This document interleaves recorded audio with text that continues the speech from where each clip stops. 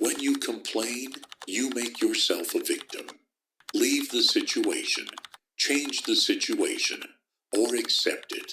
All else is madness. Eckhart Tolle. Look, maybe nobody ever told you this, but most of the pain you carry today isn't just from what happened to you. It's from the way you've been holding on to it. Maybe right now, you feel stuck in a relationship, in a job, in a season of life where everything feels heavy. And the more you talk about it, the worse it feels. Like a wound you keep reopening, over and over again. But here's the question I want you to sit with today. Are you living? Or are you just replaying your suffering? Because there's a difference. And once you see it, you can never unsee it. Here's the truth most people never want to face. Complaining feels like doing something, but it's not. It gives us the illusion of control, when in reality, it's the language of powerlessness.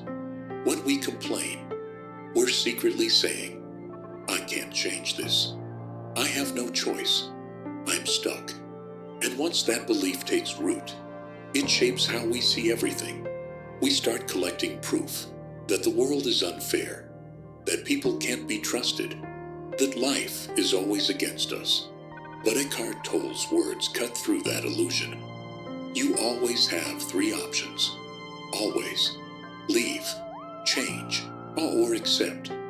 Leaving might mean walking away from a toxic friendship, a draining job, or even a version of yourself that no longer fits. Changing might mean having a hard conversation, setting boundaries, or finally taking the first small step towards something better. Accepting is not surrendering to defeat. It's choosing peace over endless resistance. The problem is, most people get stuck in a fourth option. Complain, stay miserable, and call it coping. And that's the madness Tolle was talking about. I once knew a man named Marcus. For years, every time we met, his conversations began the same way. My boss is impossible. The company doesn't value me. The work is killing me. At first, I listened with empathy. We all need to vent sometimes. But months turned into years, and nothing changed. Same job, same complaints, same tired look in his eyes. One day I asked him, Marcus, what are you going to do about it? He froze, looked at me like I'd just spoken a foreign language. I can't leave, he said. I have bills, responsibilities. I can't change the company, and I definitely can't just accept this. And there it was, the invisible prison, not the job, not the boss, but the belief that he had no options. The truth? Marcus could have looked for another job. He could have upgraded his skills, built a side income, or, at the very least, chosen to stop letting his boss rent space in his head after 6 p.m. But instead, he chose the only thing that required no risk, complaining. Months later, I ran into him again. This time, he looked lighter. He'd finally left the job. It was hard, yes, but his words stayed with me. I wish I'd done it sooner. I wasted so much of my life talking about a problem I could have walked away from. That's the quiet tragedy of complaining. It tricks you into thinking you're powerless when you're not. So, let me ask you something, and be honest with yourself. When was the last time you caught yourself complaining about the same thing? Again? The same person? The same situation? The same story you've been telling for months, maybe years? And here's the harder question. What has that complaining actually changed? If you think about it, complaining is like sitting in a car with the engine running, but never putting it in gear. You burn fuel, you make noise, but you you go nowhere. Maybe it's your relationship. Maybe it's your health. Maybe it's that feeling that your life should be more than it is right now. I'm not saying your pain isn't real.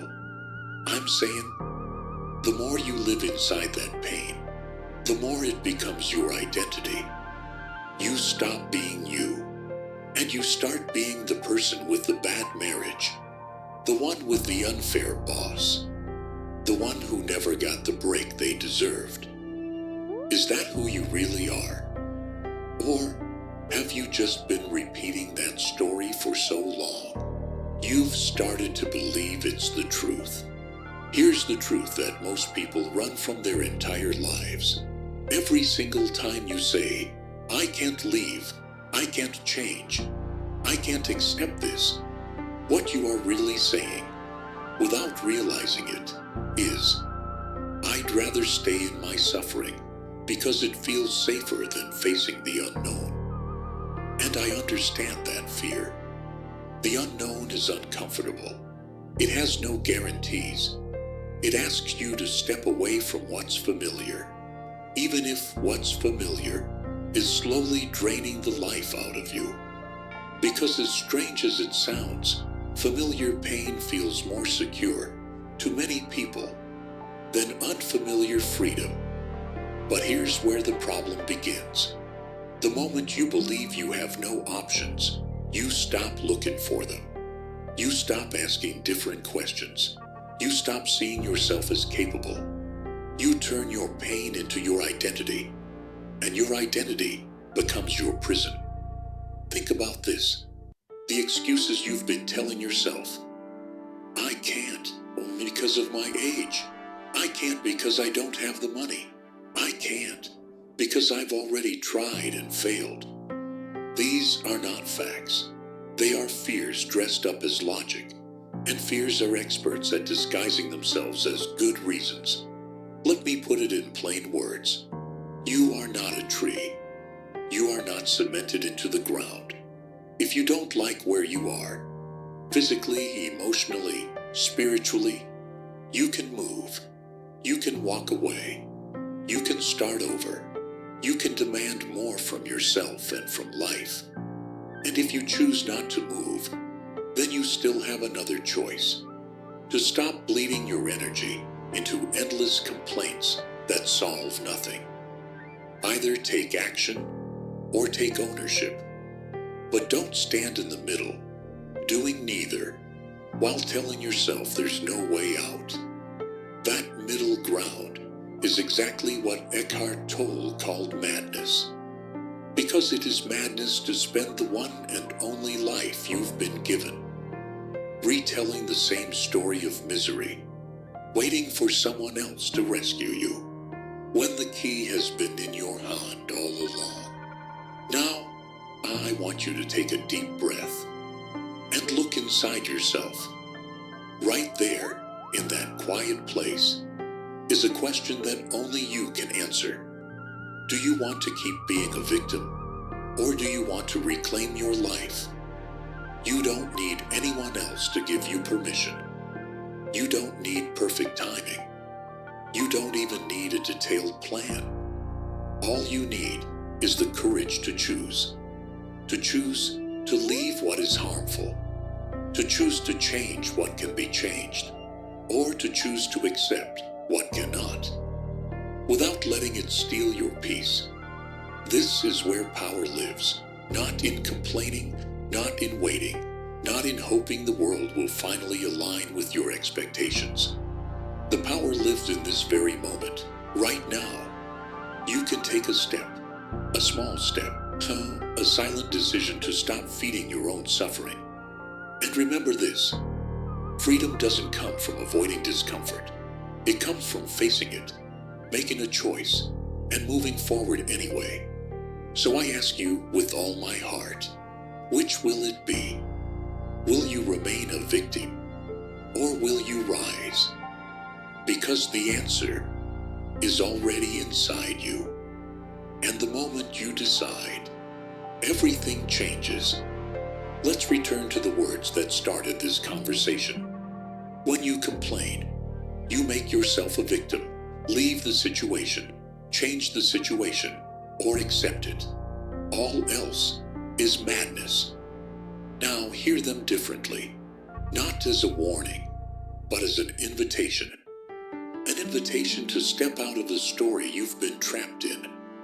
An invitation to reclaim the energy you've been giving to complaints, regrets, and what-ifs. You have the choice. You have the power. And you have this one life to live fully, not narrating your pain, but creating your freedom. So today, decide, silently, firmly, lovingly, which path you will take. Leave, change, accept, but do not stay in the middle. And as you move forward, remember this. Your life is yours to shape, and the first step always begins inside. If this message spoke to your heart, don't keep it to yourself. Share it with someone who needs to hear it. Comment below what you're ready to change in your life. Hit like if this gave you clarity. And subscribe so we can continue this journey together toward freedom, awareness, and inner strength. Thank you for taking these minutes to reflect, to feel, and to choose. You are not a victim. You are the one who can transform your life.